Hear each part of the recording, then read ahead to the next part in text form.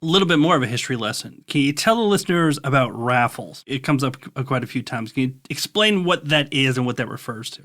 Well, Raffles is an iconic character, little known today. In fact, Barry had never heard of him and had to go look up books. A writer named Horning, who was brother-in-law of Sir Arthur Conan Doyle, was married to Conan Doyle's sister, created this character was A.J. Raffles. And he was this gentleman, but a gentleman thief. He didn't exactly have a heart of gold. He very openly stole because he wanted to maintain his lifestyle as a gentleman. He was a champion cricketer. He was just part of, it was British. It was set in London.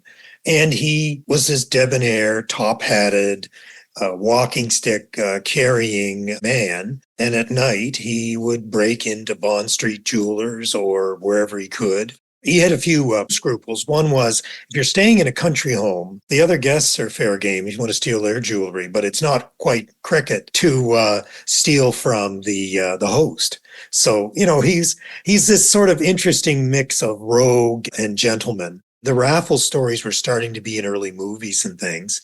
The newspapers started calling this mysterious thief, who they didn't know was Barry yet, the Long Island Raffles, or Raffles Strikes Again. But that was the character. And listeners may know of a sort of a version of Raffles, which is Arsène Lupin and the Netflix series Lupin, set in contemporary Paris, of a gentleman jewel thief, is actually based on a series of novels about the time, about the turn of the 20th century, about this Lupin, this gentleman thief in Paris, that was sort of set up as a crime-solving criminal version of Sherlock Holmes, or counterpoint to Sherlock Holmes, building on the Raffles character.